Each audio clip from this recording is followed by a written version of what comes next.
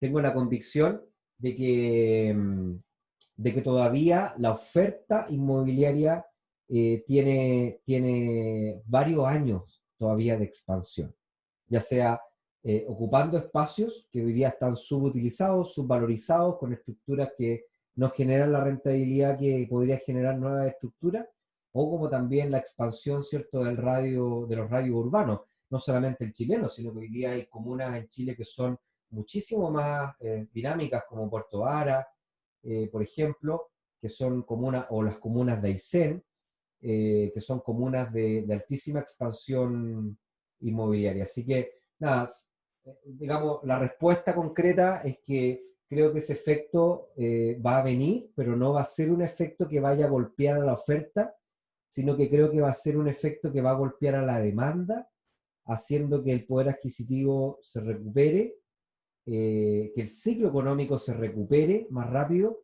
y eso, sin lugar a duda, es una muy buena noticia para el inversionista inmobiliario. Perfecto, gracias Nicolás.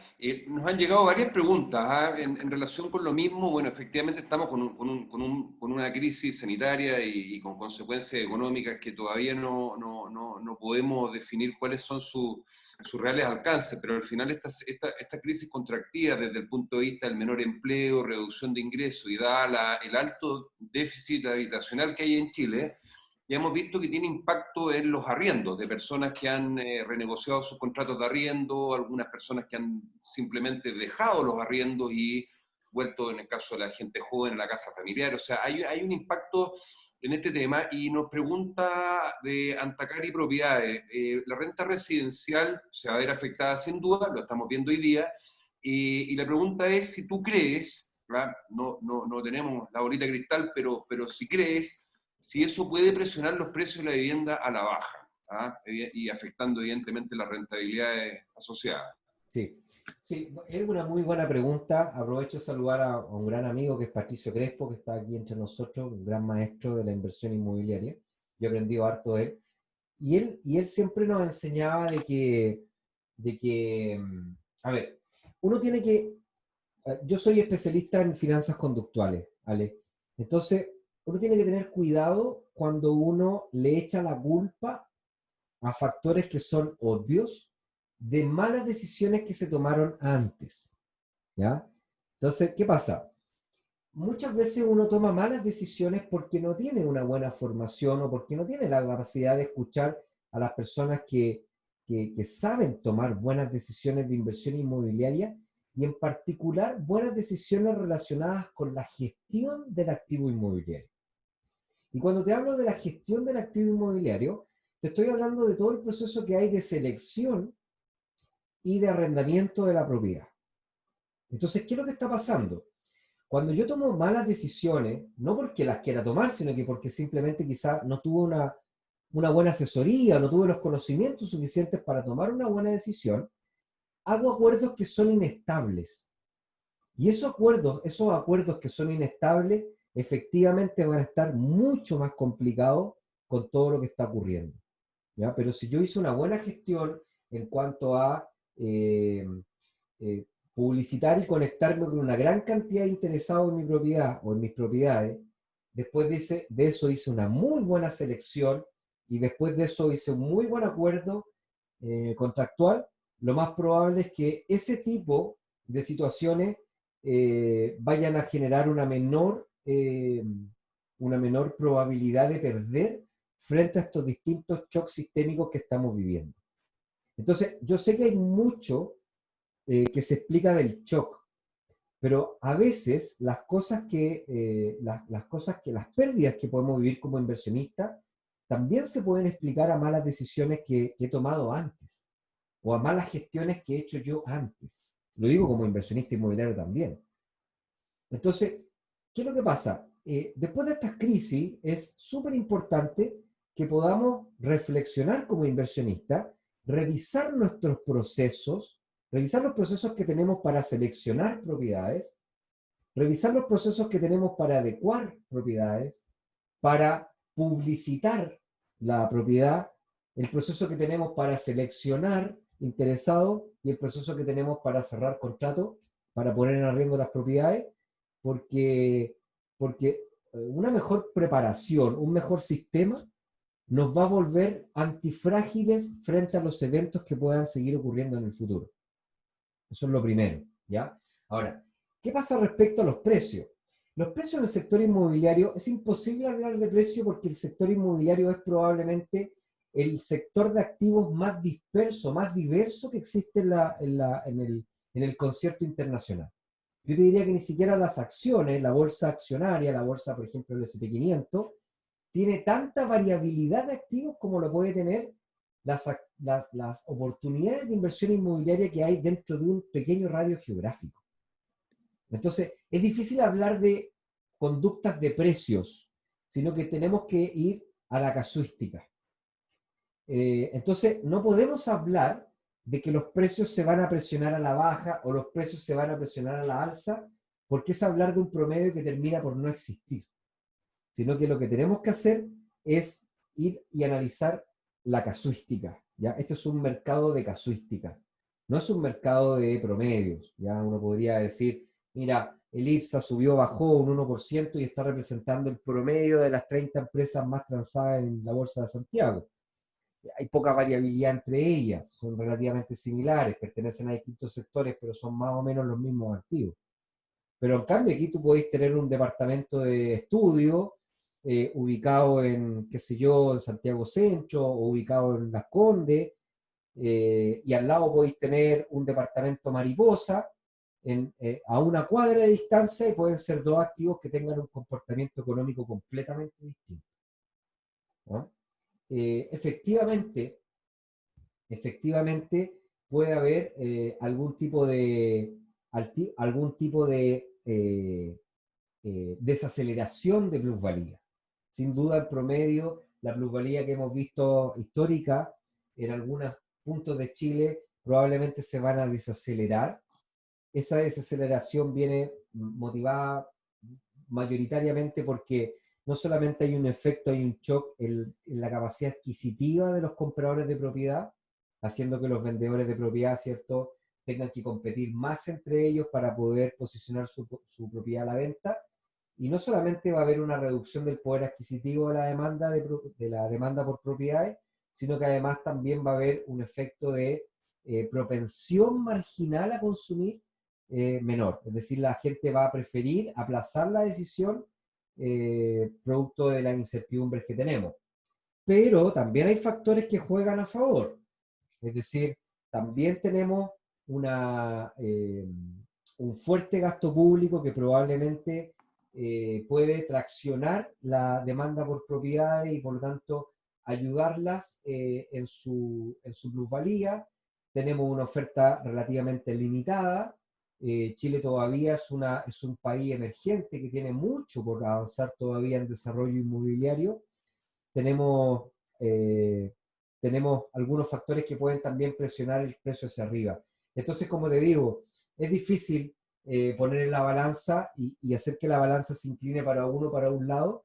Yo diría que el centro de la discusión, del análisis, es la casuística. Por eso siempre invoco que el inversionista inmobiliario se tiene que formar, se tiene que preparar, se tiene que entrenar, porque no puede estar leyendo el diario y tomando decisiones con los promedios de una zona, los promedios de una ciudad, o con los gurús que están diciendo que la bolsa, o sea, perdón, que la burbuja se va a reventar o que la plusvalía va a seguir escalando. Porque no es un mercado que se pueda traccionar o que se pueda accionar a través de las tendencias de expertos. Aquí el experto tiene que ser el inversionista. El inversionista es el que tiene que aprender a analizar esta información y poder hacer sus estrategias de inversión. Por lo tanto, mientras más invierte el inversionista en él, en su preparación, en su formación, está agregando varios filtros que le permiten ir generando estos tamices, estos filtros que terminan por seleccionar los activos que tienen mejor rendimiento y mejor oportunidad en la economía que viene. Clarísimo, Nicolás. Tenemos dos preguntas bien interesantes. Hay una que me parece que es más para mí, si me permites contestarla, Por supuesto, que vale. nos pregunta Alfredo Basigalupi, y se relaciona con una consulta que nos hace nuevamente Antacari Propiedades con respecto a cómo funciona el subsidio de arriendo en Chile. Hasta ahora, es bien interesante esta pregunta porque en general los inversionistas inmobiliarios conocen poco de subsidio. El subsidio de la clase media es muy poco conocido y presenta un montón de ventajas, como para partir, especialmente para personas jóvenes, para partir invirtiendo. Y el subsidio del arriendo, en términos muy generales, es un subsidio que permite financiar hasta 4,2 UF, con un tope de 170 UF que se distribuyen más o menos entre 7 u 8 años. Es el monto total del subsidio, pero el subsidio mensual son 4,2 UF para familias arrendatarias o allegados. Esto está pensado en los segmentos que tienen menos recursos, obviamente, y que están en condiciones y disponibles hasta pagar 11 UF de arriendo. O sea, estamos pensando en una persona que podría pagar una familia máximo 310 mil pesos, digamos, que es un dinero muy importante, pero ya sabemos lo que significa para el mercado de arriendo en Chile, que son valores altos. Por lo tanto, creo que lo que dice Antacari es interesante aplicarse y enfocarse en este mercado de subsidios como un potencial de negocio, digamos. Tienes un mercado con cierta potencialidad interesante.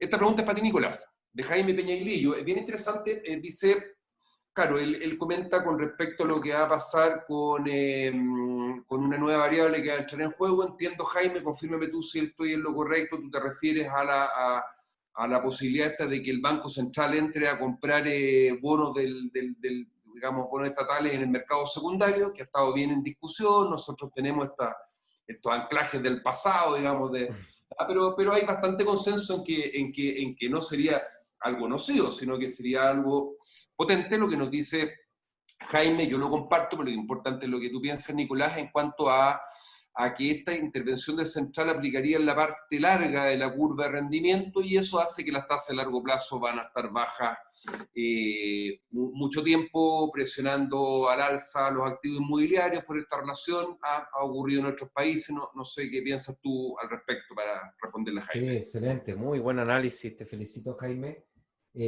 También Ale, por supuesto, muy técnico. Efectivamente, yo mientras les voy a hacer una confesión, mientras le hablaba de los factores que también pueden impulsar el precio al alza, yo mientras le hablaba, mi otro núcleo estaba tratando de acordarse de un factor que no lo logró desplegar, ¿ya? Y ese factor es que efectivamente en Chile tenemos una banca en expansión con una tasa muy baja, ¿ya? Y eso también obviamente que afecta el precio al alza, ¿ya?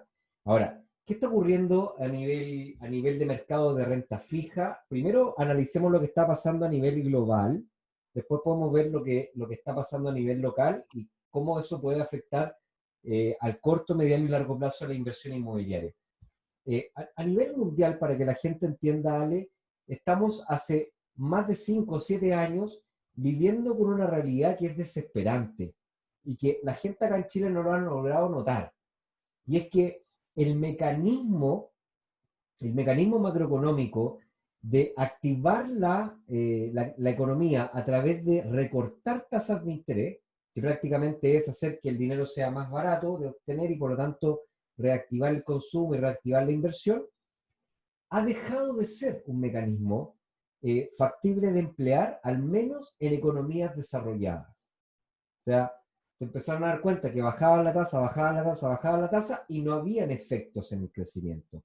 Resultado de la ecuación, Estados Unidos con una tasa de política monetaria muy cercana a cero, Japón lleva más de 10 años con tasa política monetaria de cero, Alemania hace 4 o 6 meses atrás también pasó a ser parte del club de los países de tasa cero, ¿ya?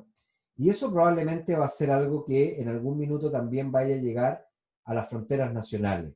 Si bien es cierto, todavía el mercado se muestra reactivo al movimiento de tasa, uno ve que hay movimiento en el mercado local cuando el Banco Central sale a recortar tasa,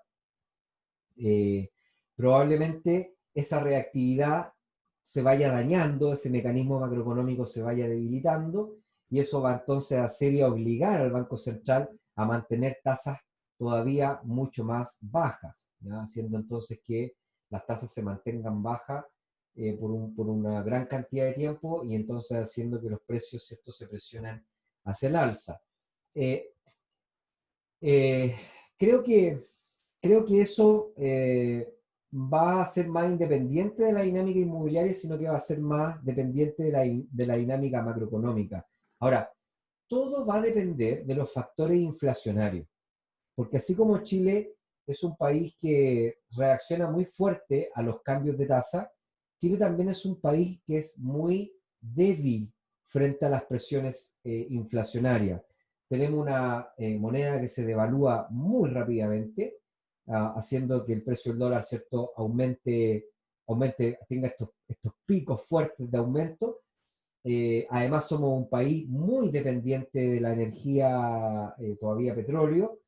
Ahí tenemos nuestra matriz energética muy indexada al precio del petróleo, y para qué hablar, nuestra canasta de alimentos está muy indexada a los precios internacionales de alimentos. Entonces, todas estas cosas, si presionan demasiado la economía, como por el lado de la inflación, yo te diría que la mentalidad y el estilo macroeconómico chileno siempre ha sido más conservador que expansivo, y eso puede así motivar a un aumento de la tasa para protegernos frente a un aumento de la inflación, ¿ya? Ahora, respecto de tasa, yo te diría que eso es lo que podría pasar. Ahora, efectivamente que si el Banco Central además sale a emitir cierta liquidez al mercado secundario de bonos, efectivamente lo que va a hacer también es que la tasa de interés en el mercado vaya a disminuir. Pero la tasa rectora de la inversión inmobiliaria tiene que ver más con la tasa interbancaria, que es la tasa que es el costo de fondeo, ¿cierto?, de los bancos para poder transmitir, ¿cierto?, ese costo de fondo a una tasa de un potencial crédito hipotecario para financiar una propiedad. Perfecto. Gracias, Nicolás. Ese último punto es bien interesante, porque si bien lo que nos decía Jaime, desde el punto de vista conceptual es muy correcto, también por el lado del financiamiento, por lo que está ocurriendo con la banca, eso puede presionar a que se atenúe ese impacto de las tasas en los precios de los bienes inmuebles. Y me explico, porque los bancos están aumentando sus provisiones por riesgo de crédito, están con algún problema en cuanto a su estructura de riesgo por todo lo que se está haciendo en materia de posponer los dividendos, ha aumentado la morosidad, por lo tanto las tasas de los créditos hipotecarios, si bien han bajado los últimos días, se prevé un aumento de las restricciones para el acceso al financiamiento bancario, y lo más probable es que desde el punto de vista de riesgo los bancos tengan que subir las tasas independiente que la TPM vaya bajando. Pareciera ser una incongruencia, pero en el fondo para el banco es solamente su costo, tiene que aplicarle el riesgo y estos elementos adicionales, y eso probablemente vaya al alza. Nos hace una pregunta muy interesante Janina Calderón, Nicolás. A mí me encanta esta pregunta porque una de las asignaturas del diplomado nuestro es los aspectos macroeconómicos, donde conversamos todos estos temas y considerando que no todos son especialistas, no todos tienen alguna preparación en economía, entonces es bueno contestar estas preguntas. Y lo que nos dice Janina es si este impacto marginal en el crecimiento económico es lo que se conoce como la famosa trampa de la liquidez. Ya. Darío, perdón. ¿Cómo? Perdón, no te escuché. Darío pregunta. Sí, pero ¿me puedes repetirla? Se me cortó el audio, no sé si fui yo o se te cortó a ti. El impacto de la baja en la el impacto marginal, en el fondo, casi el nulo efecto que tiene la baja en la TPM en el crecimiento. ¿Eso es lo que se conoce como la trampa de la liquidez en economía? Ok, sí. A ver, no necesariamente. La verdad, no hay todavía evidencia científica sostenible que pueda explicar qué es lo que está pasando en las economías que se empiezan a volver insensibles a este movimiento de tasa. Probablemente algunos dicen que puede ser por un aumento del tamaño de la economía que hace que el seguir aumentando este tamaño, digamos, ya no se puede generar simplemente por reducir el precio del dinero. Hay otros que dicen que están más cerca del uso potencial de los factores productivos, entonces, aun cuando el factor productivo sea más barato, no puede haber todavía más expansión en la producción. La verdad es que no hay ningún acuerdo. al respecto. Lo cierto, como te digo, la evidencia es que las economías más grandes, las G7, están todavía, salvo China, que todavía tiene espacio para seguir bajando la tasa. China todavía está como con un 4, 4,5. El resto de los países están muy por bajo del 0,5%, algunos en cero. Alemania con tasas de largo plazo negativas, ¿ya? Entonces, eh, yo te diría, no tendría una respuesta concreta, porque si la tuviese, bueno, probablemente las economías del G7 no estarían con tasas muy cercanas a cero y con crecimientos tan débiles. Ahora le están echando la culpa a la contracción económica, le están echando la culpa al COVID, lo cual no deja de ser verdad. Pero recuerden que las economías grandes llevan muchos años con tasas de crecimiento muy cercanas a cero y no han podido recuperarse. Norteamérica, después de la crisis subprime, todavía mostró algunos brotes de recuperación en el 2017, 2018, pero no fue una recuperación completamente importante, motivando entonces nuevamente a la Fed a bajar las tasas, acelerado ahora obviamente con el proceso del contagio. Nicolás, desde el punto de vista de las finanzas conductuales y los temas que tú tratas en el diplomado con respecto al comportamiento del inversionista, aquí Juan Carlos Jara nos hace una pregunta bien interesante, porque se refiere mucho a qué es lo que va a pasar. Evidentemente que no sabemos, no tenemos toda la información, pero sí uno podría tener algunas ideas con respecto a, por ejemplo, mercados como el de las oficinas. Algunas empresas han visto que con lo del teletrabajo no requieren tener estas casas matrices tan grandes, esta tremenda infraestructura. Algunas personas van a poder trabajar en su casa, independiente de la situación de empleo que quede después de esta crisis, pero fundamentalmente cómo se van a reorganizar las empresas y qué podría pasar, tal vez, en tu opinión, con el mercado de las oficinas. Hemos tenido un crecimiento importante en el mercado de oficinas, las rentabilidades se habían recuperado, pero ahora pareciera que ya había partido esto con los Work Café, con el WeWork, que la gente no iba a oficina. Como dato adicional, WeWork está con pérdidas multimillonarias, digamos, porque mucha gente tuvo que dejar todos estos espacios compartidos. Entonces, ¿qué crees tú desde el punto de vista del inversionista en cuanto a estos mercados, oficinas dado el teletrabajo? Sí, sí, efectivamente, si bien es cierto, como te comentaba, este es un mercado de casuística, de caso a caso. Sí podemos establecer sensibilidades dependiendo de la naturaleza del activo inmobiliario. Probablemente en la zona residencial, el sector residencial va a ser el más resiliente, el más resistente, porque obviamente el gasto en arriendo, en propiedad, digamos, en vivienda, es un gasto mucho más inelástico, más difícil de dejar, que obviamente un gasto de arriendo en una oficina. Creo que puede ser preocupante, sobre todo para empresas que con menos de 50 empleados. Probablemente los inversionistas que tengan activos de oficina, que se lo estén arrendando a empresas que tengan menos de 50 empleados, que podríamos categorizarla como una empresa pequeña, van a ver mucho más afectado su activo, que los que tengan activos más, digamos, de mayor escala, destinados a empresas medianas grandes. No creo que las empresas medianas grandes puedan subirse a la tendencia del teletrabajo, simplemente porque el tamaño de la operación hace que la complejidad de la operación interna hace que sea prácticamente hoy día imposible de poder hacerlo en teletrabajo. ¿Ya? De hecho, muchos de ustedes quizás que pertenecen a empresas grandes, se deben estar, al principio quizás empezaron a notar una cierta tranquilidad para trabajar, y dijeron, oye, pero mira qué increíble, esta cuestión me cunde mucho más.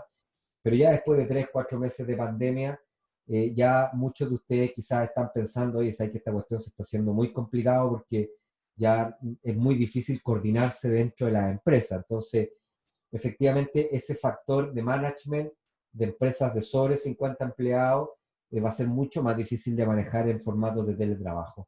Sí creo que va a haber un efecto más grande en las oficinas pequeñas, en las oficinas que están arrendadas para pequeñas empresas. Creo que también que va a haber un efecto importante en el sector en la renta inmobiliaria comercial. Probablemente también ahí vayan a haber algunas zonas que se puedan ver afectadas producto del aumento del e-commerce. Si bien es cierto el teletrabajo se aceleró, podemos decir que se aceleró un por tres, sea que básicamente en un mes avanzaron 3 meses, se han pasado 4 meses, entonces hemos avanzado un año, 3 meses en acercarnos a este ambiente de teletrabajo, pero si el teletrabajo se multiplicó por 3 en su velocidad, el e-commerce se tiene que haber multiplicado por 9. Hoy día las estadísticas que están saliendo de aumento del e-commerce son brutales. Y definitivamente yo creo que eso, Alejandro, va a ser mucho más rápido que una empresa deje su local presencial para dedicarse al e-commerce que, que una pequeña empresa deje su oficina para poder hacer teletrabajo. Siento que igual van a pasar las dos cosas para los segmentos más pequeños, no para los activos de alta escala. Perfecto. Gracias, Nicolás. Nos han llegado varias preguntas súper interesantes. Siguiendo en la línea de los comportamientos, aquí Ignacio nos pregunta qué sesgos conductuales se ven en las inversiones inmobiliarias. A él se le ocurre el efecto de Herding. Herding es el que apunta a imitar los comportamientos, digamos, en finanzas, cuando un barrio se pone de moda. ¿Qué otros sesgos conocen? Pues bien buena pregunta, Ignacio. Sí, Gracias. excelente, gracias Ignacio. Yo diría que uno de los factores que a mí más me llama la atención en la inversión inmobiliaria tiene que ver con el sesgo, algo que se llama la aversión a la pérdida, ¿ya? ¿Qué es lo que es la aversión a la pérdida? Tener un susto, tener un rechazo tan fuerte a la pérdida que te marca un comportamiento que te empieza a generar una pérdida, pero tú no te das cuenta. Y lo voy a poner en un ejemplo clásico, que quizás es visual para ustedes que son más especialistas en este tema, por algo estamos acá reunidos, pero que un inversionista inmobiliario común y corriente no lo logra percibir, que tiene que ver con cómo la plusvalía termina generando un daño económico. Miren lo curioso que les estoy diciendo, cómo en algunos casos irracionales la plusvalía puede ser una mala noticia para ti como inversionista inmobiliario. Esta brutalidad que estoy diciendo, todos me van a decir, se volvió loco, me está diciendo que mi activo tenga plusvalía es una mala noticia. Es una mala noticia siempre y cuando tú no tengas la formación adecuada. Por eso es importante que esta herramienta, la inversión inmobiliaria, hay que saber dominarla en forma profesional. ¿Qué es lo que ocurre con la plusvalía, Alejandro? Que si yo tengo un activo que ha vivido una altísima plusvalía, lo más probable es que el aumento en el arriendo no tenga la misma pendiente, la misma velocidad que el aumento en el precio. ¿Qué es lo que pasa? Yo percibo que tengo un departamento o un activo inmobiliario que vale más, porque percibo la plusvalía, pero en la práctica está siendo menos rentable porque yo mantengo un activo que es más costoso y el arriendo que le estoy sacando no ha aumentado en la misma cantidad. O sea, para los más técnicos estoy diciendo que el ROA disminuyó, producto que aumentó el tamaño de la inversión. Pero aquí es donde nos juega la mala pasada el sesgo de la aversión a la pérdida. No quiero vender la propiedad. Por ningún caso vendería esta propiedad. ¿Y por qué no? Si tiene una plusvalía alta y más encima estás perdiendo plata porque tu rentabilidad está aumentando. O sea, está disminuyendo, perdón. No la voy a vender porque va a seguir subiendo de precio. Entonces, el miedo, Alejandro, a perder la posibilidad de participar de esa ganancia potencial segura, entre comillas, segura, porque el futuro no es predecible, me hace mantener irracionalmente el activo en mi cartera, generándome un daño económico que en algunas condiciones puede ser irreparable. Así se puede llevar a la práctica la psicología a la decisión del inversionista inmobiliario. Buenísima la explicación, Nicolás, gracias. Me llega otra consulta ahora por WhatsApp que me preguntan con respecto al tema de cuáles son los factores que debiera considerar un inversionista o quien esté interesado en ingresar a este mercado, los factores concretos u objetivos que debiera considerar para evaluar la rentabilidad de una inversión inmobiliaria. ¿Cuáles son los temas que debiera considerar, las variables principales? Vale. Como me enseñó mi buen maestro Patricio Crespo, que aquí está, ahí está, no quiere saludar, no le gusta aparecer en pantalla. Lo primero que hay que hacer cuando uno empieza un proceso de inversión inmobiliaria es tener muy claro en la cabeza cuál va a ser tu cliente. O sea, lo primero que tiene que tener un inversionista tiene que tener mentalidad de empresario. Miren lo que te estoy diciendo. Significa que no tiene que ver con tener un activo, ni con escoger un activo, sino que tiene que ver con hacerse la pregunta de cuál va a ser el cliente que yo voy a abordar con una oferta de activo inmobiliario. ¿Ya? Eso es lo primero que tenemos que entender. Esto es un mercado mucho, como todos los mercados, tiene que ver con psicología. Entonces, lo primero que tiene que hacer el inversionista es sentarse y decir, ok, ¿cuál va a ser mi segmento? ¿El segmento de extranjeros, por ejemplo? ¿El segmento de familias jóvenes? ¿El segmento de estudiantes de región? El segmento, y así hay millones de tipos de segmentos. Una vez que yo escojo el segmento, a conveniencia, a conveniencia de mi habilidad, o sea, cuál me parece que yo conozco más y al cual yo puedo tener una mejor relación, entonces empiezo a buscar el mejor activo inmobiliario que sea irresistible para ese tipo de segmento. Entonces, si mi segmento, por ejemplo, son estudiantes de región, porque yo vengo, supón Alejandro, yo vengo de Osorno, mi familia es toda de Osorno, y las familias de Osorno se estila que mandan a su hijo a las universidades, pero siempre hay 2 o 3 universidades que son todos los de Osorno, porque se empiezan a pasar el dato, se van siempre a las mismas universidades, entonces yo lo que hago, como conozco ese segmento, entonces yo voy a buscar un departamento de estudio que esté cerca o conectado con alguna de esas universidades. ¿Te fijas? O, por ejemplo, voy a buscar un tipo de activo inmobiliario que yo pueda adecuar para poder arrendársela a 4 o 5 personas que vengan a estudiar, ¿cierto?, desde Osorno a Santiago a este tipo de universidad. Como yo conozco a ese cliente, sé lo que busca, sé conectarme con él. Entonces, el primer paso es conocer mi cliente, ir a buscar el activo, el mejor activo. Una vez que tengo el mejor activo, lo que tengo que hacer es pasar ahora a hacer la gestión de la inversión inmobiliaria. Porque muchos dicen inversión inmobiliaria. ¿Y por qué este diploma se llama gestión de inversión inmobiliaria? Es porque esto hay que gestionarlo. Entonces, ¿qué tipo de gestión se tiene que hacer? Hay una gestión comercial que tiene que ver con amplificar la comunicación de esta propiedad, de esta oferta, para que llegue la gran o la mayor cantidad de personas a poder mirar esta oferta, para que yo pueda poner el primer filtro, que es el filtro antecedente, para poder filtrar a las personas realmente interesadas, los que me mandan los antecedentes. Si yo hago que cualquier persona visite la propiedad, entonces la familia Miranda, ¿cierto?, va a llegar y va a colmar mi agenda y va a colmar la propiedad. Así que les tengo que poner un primer filtro de antecedentes. Una vez que yo tengo el primer filtro de antecedentes, viene la tercera parte, que es la parte de análisis financiero. Tengo que mirar bien el ingreso, mirar bien el comportamiento, las deudas, etc. Si es que mi oferta se va a transformar en una carga posiblemente que no pueda sostener en el futuro. Una vez que termino de seleccionar, y esto es lo que yo siempre recomiendo, yo siempre selecciono a los 5 mejores. Y a esos 5 mejores yo los invito a visitar la propiedad y a tomar un café.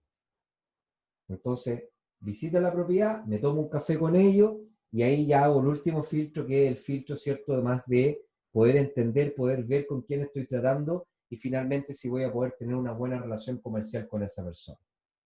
Y con eso entonces me escojo al mejor con las condiciones. Bueno, hay mucho más detalle que cierto uno puede explicar, pero básicamente ese es el principal proceso. Una vez que yo lo pongo en arriendo, como decía mi amigo, tengo que estar recurrentemente devolviéndome al activo para poder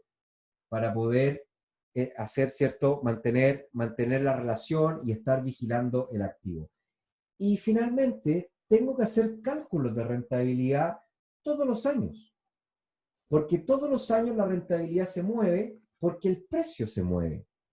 Y tengo que gobernar mi comportamiento irracional poniendo una barrera, poniendo una especie de amarrarse al mástil, en donde se diga, oye, si la rentabilidad llega a este nivel, producto que el precio de la plusvalía llega a este otro nivel, entonces la propiedad automáticamente tiene que ser candidata de vender.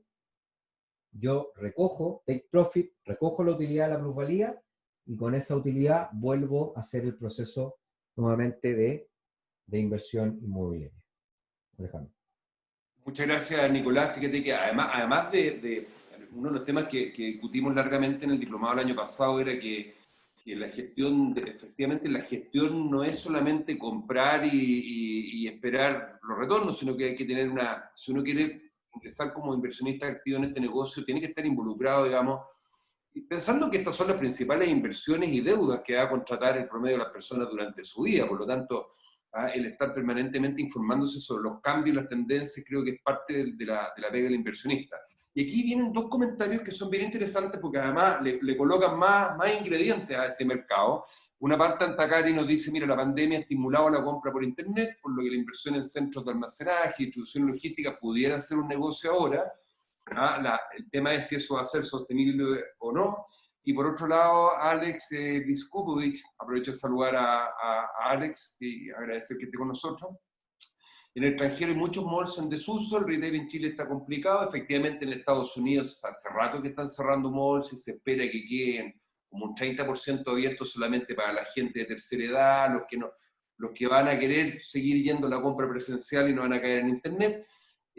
No se sabe si eso va a ocurrir o no en Chile, pero claro, eventualmente aquellos mercados residenciales que tenían esta gran ventaja de estar en estos centros comerciales enormes, que el día de mañana podrían ser sustituidos por otras cosas, digamos, dado lo que está ocurriendo con la mayor demanda por venta retail. Entonces, si bien no tenemos toda la información, ¿qué le podríamos recomendar a los inversionistas desde el punto de vista de los temas que deben estar atentos con respecto a esto, digamos? Sí, buena pregunta. Bueno, como les comenté, yo creo que el sector comercial, incluso les dije que el sector comercial va a ser un poquito más golpeado que el sector oficina, en ese orden, sector oficina, sector comercial, oficina, industrial y residencial. Creo que ese va a ser el orden más, digamos, de menos resistente a más resistente. Como les digo, esto es casuística igual, o sea, pueden tener un activo comercial altísimamente bien ubicado, muy demandado y pueden hacer una extraordinaria gestión y el activo puede ser muy rentable. Tiene que ver también con la gestión. Ya el inversionista inmobiliario tiene que entender que parte importante de la rentabilidad se extrae de su propia gestión. Ya no puede ser, esto no es comprar una acción en la bolsa. Si usted quiere hacer una inversión pasiva, cómprese un ETF. Y así usted compra en el ETF y hace que los gerentes generales de las 10 principales compañías que componen el ETF hagan el trabajo por usted. Y ya está. Pero si usted quiere entrar al sector inmobiliario, la rentabilidad inmobiliaria, la renta inmobiliaria, tiene que hacer gestión. No hay otra forma si es que no hace gestión. Puede hacerlo por fondos inmobiliarios, también es una forma pasiva de participar en la renta inmobiliaria, pero no hay otra forma si es que usted no hace gestión. Entonces, tiene que ver mucho, Alejandro, con la gestión. Sí creo que van a haber varios metros cuadrados de centros comerciales altos que van a estar muy dañados con esto que va a pasar. Creo que esta tendencia del e-commerce va a cambiar un poco la forma de relacionarnos con nuestro consumo, sobre todo esta relación que teníamos de visitar las tiendas para poder consumir, y eso sin lugar a dudas va a debilitar.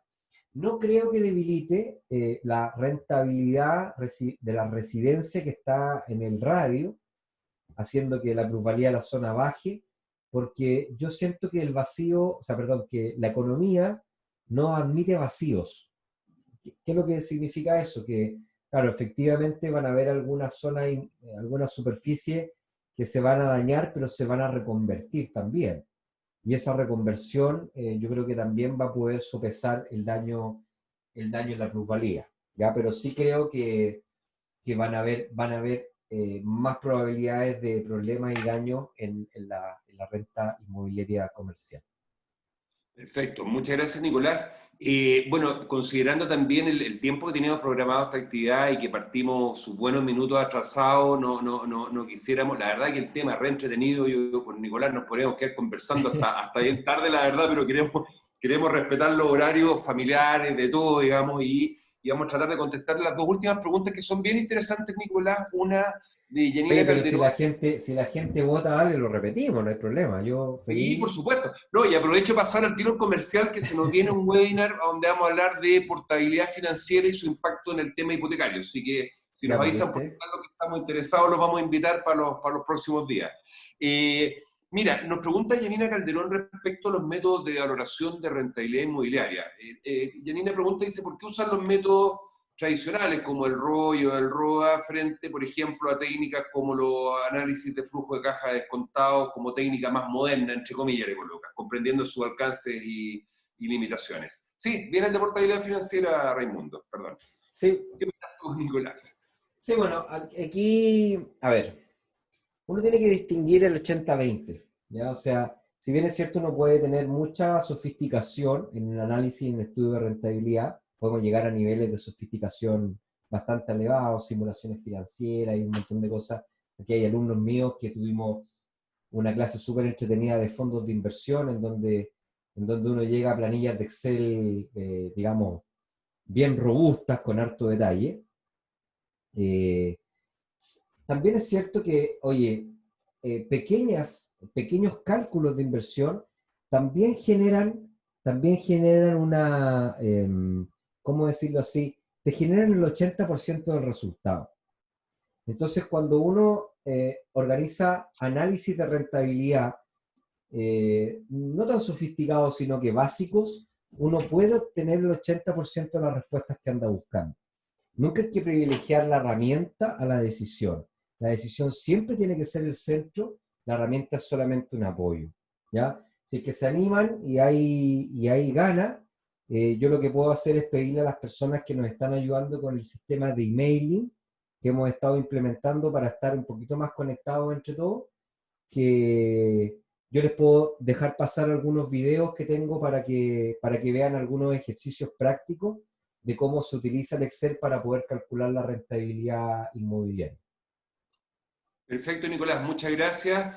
Parece que hay harto interés por el tema de la portabilidad financiera, así que confirmamos, les vamos a avisar probablemente la próxima semana, a esta misma hora, donde conversamos sobre portabilidad financiera y su impacto en el mundo inmobiliario, que yo creo que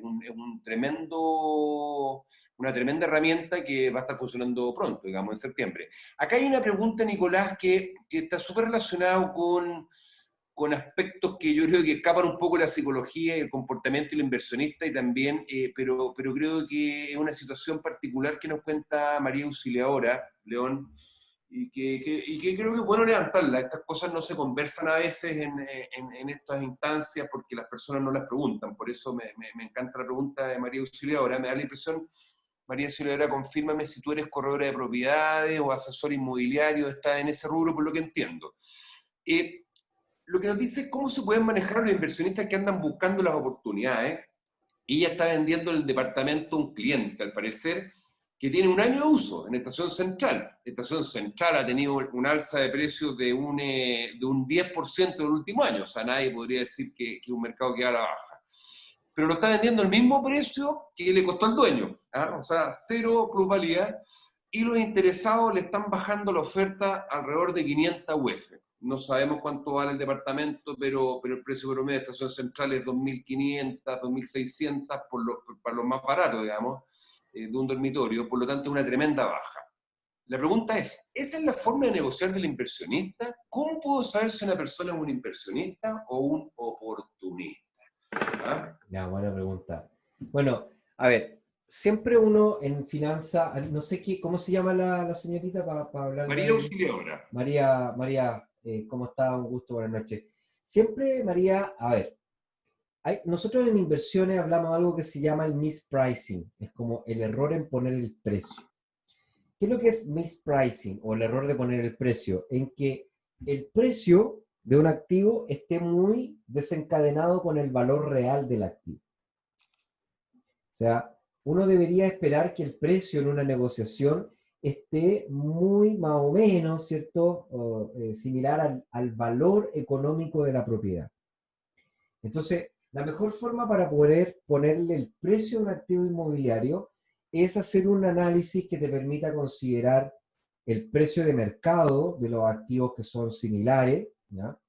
Y además una tasación que te permita comprender cuál es el valor intrínseco del activo. Entonces, cuando uno hace esos dos estudios y tiene conciencia de que el precio de mercado es este punto de acá y el valor intrínseco del activo es este punto de acá, uno debería tener ese espacio de negociación, ¿ya? Ahora, Evidentemente, todo va a depender también de las necesidades de liquidez. Si es que el que está vendiendo el departamento o el activo tiene mucha necesidad de caja, mucha necesidad de liquidez, necesariamente va a tener que regalar un descuento para poder gatillar la venta. Pero si es un inversionista que tiene una buena posición de liquidez, entonces mi recomendación siempre es mantenerse en ese precio razonable que tiene que ver con el valor del activo intrínseco, que es una tasación, y, y el precio de mercado de los activos comparables. Si es que llega una persona y me ofrece 500 UF menos que esos niveles de precio, por supuesto que entonces yo no entraría en el negocio. Todo va a depender también, como te digo, de las necesidades de liquidez. Por eso es importante tasar, valorizar el activo inmobiliario. Sí, sí, en estos tiempos de crisis también se notan mucho más efectivamente estos inversionistas que andan buscando más que oportunidades, efectivamente la debilidad que tiene el propietario, especialmente en cuanto a necesidades de liquidez y lamentablemente a veces se producen estas situaciones. O sea, me dice acá María Auxiliadora, claro, el departamento vale 2.440 UF, o sea, estamos hablando de un tremendo descuento de un 20%, pero muy buena el alcance que tú nos das. Y llegan varios agradecimientos, Nicolás, con respecto al tema de subir los videos con los métodos de cálculo. Creo que va a ser un tremendo... Mañana para que se tomen su primer café del día, promesa del profesor Magner que les va a llegar un video al correo para que lo puedan ir mirando y así vamos a ir todos los días, vamos a ir mandando un videito ahí para que vayan construyendo su portafolio, su kit, su toolbox de inversionista inmobiliario. Encantado, les voy mandando los videos para que vayamos interactuando y también se vayan animando a participar de estas actividades abiertas que tenemos, ¿cierto?, en la Universidad Finisterre. Perfecto. Nicolás, bueno, quiero agradecerles a todos su participación, especialmente a nuestro querido profesor Nicolás Magner por esta clarísima exposición y este diálogo tan rico que nos permite ir comentando estos temas que no tenemos las posibilidades todos los días. Dejarlos invitados a que visiten nuestro programa en la página de posgrado de la Facultad de Economía y Negocios de la Universidad Finisterre. Yo les mandé también el contacto por ahí de Ingrid Rodríguez para consultas sobre el programa. Le comento a Alejandra que este webinar lo vamos a subir a YouTube, queda subido en un par de días más, y dejarlos invitados a nuestra próxima reunión donde vamos a hablar de temas relacionados con las tasas de los créditos hipotecarios y la portabilidad financiera, que creo que va a ser muy interesante. Nuevamente, las disculpas por habernos demorado en la partida, pero creo que valió la pena, así que muchas gracias a todos, que la salud los acompañe. Gracias nuevamente, Nicolás, y nos vemos en la próxima. Sí, yo solamente, nada, agradecerte, Alejandro, por la invitación, pedirles nuevamente disculpas por el retraso, es absolutamente mi responsabilidad, así que le ofrezco mi disculpa, y simplemente llamarlos a la acción en cuanto a seguir aprendiendo, a seguir mejorando. Creo que las personas que están conectadas acá a esta hora del día, después de haber trabajado, después de haber estado en reuniones, después de haber estado atendiendo a la familia, demuestra una increíble capacidad para poder aprender, y ojalá que ese aprendizaje se transforme en buenas decisiones de inversionista inmobiliario y que eso se transforme en rentabilidad, seguridad y tranquilidad en el futuro, ¿ya? Les recomiendo que se conecten con la señorita Ingrid, una tremenda, una inmensa persona. Yo trabajo con ella hace más de 3 años. Es una increíble mujer que los va a ayudar, los va a asesorar y los va a acompañar. Y no se pierdan una entrevista con un tremendo especialista en la inversión inmobiliaria como es Alejandro Guzmán, profesor del Magíster en Finanzas y además director del diplomado. No pierden nada con conectarse con él y por preguntar respecto del diplomado. Es mejor tomar decisiones informados a decisiones que no estén informados. Si no lo quieren hacer, no pasa nada. Pero aprovechen que pueden tener a un tremendo especialista que les pueda orientar y que les pueda decir si realmente esto les va a generar una aceleración, los va a potenciar, y si no, No, no pasa nada que pregunten, háganlo, aprovechen, ¿ya? Este diplomado parte, entiendo, ahora en agosto. Eh, la primera versión fue una muy buena versión, alumnos queridísimos y muy buenos estudiantes, en una sala de clase muy enriquecida. Yo creo que fue una tremenda experiencia, así que la recomiendo. Recomiendo que se acerquen, recomiendo que se preparen, que se entrenen, porque es en estos momentos, es cuando es precisamente el momento en cuando hay que volver, retomar los estudios, mejorar y generar ventajas competitivas frente a otros, frente a la competencia. Porque es en este momento en donde uno tiene que correr más fuerte. Hay un dicho, hay una historia, y con esto me despido, para que se las tengan en la cabeza y se conecten con la señorita Ingrid y no pierdan esta oportunidad. Habían dos amigos que estaban conversando, estaban en un bosque. Este bosque estaba lleno de osos grises. Ustedes saben, los osos grises son feroces, muy rápidos, te pescan y se acabó. Y había uno que persistentemente estaba entrenando. Entonces el otro lo miraba y le decía, ¿por qué entrenas tanto? Entonces el otro le decía, porque tengo que correr rápido. Imagínate, llega un oso. Tengo que correr rápido, tengo que ser capaz de subirme en algo rápido. Y el tipo le decía, pero ¿por qué correr? Si nunca vas a correr, porque entrenes todo tus horas del día, vas a correr más rápido que el oso, si el oso es muy rápido. Y él decía, pero es que yo no le quiero ganar al oso, yo te quiero ganar a ti. Ese es el mercado. A eso se expone el inversionista inmobiliario.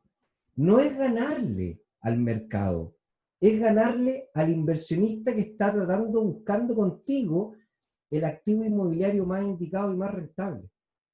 ¿Y quién es el que tiene mejores probabilidades de alcanzarlo? Es el que más sabe, es el que más estudia, es el que conoce las mejores metodologías. Así que denle una vuelta, contáctense con esta señorita que es una tremenda mujer, pídanle hora para que don Alejandro Guzmán, un tremendo especialista en la inversión inmobiliaria, les dé una mano y les dé una orientación. Y tomen una decisión informados. No le tengan miedo a tomar decisiones. Ya chicos, nos vemos. Gracias Alejandro y buenas noches a Gracias a todos. ti, gracias a todos nuevamente. Buenas noches. Chao.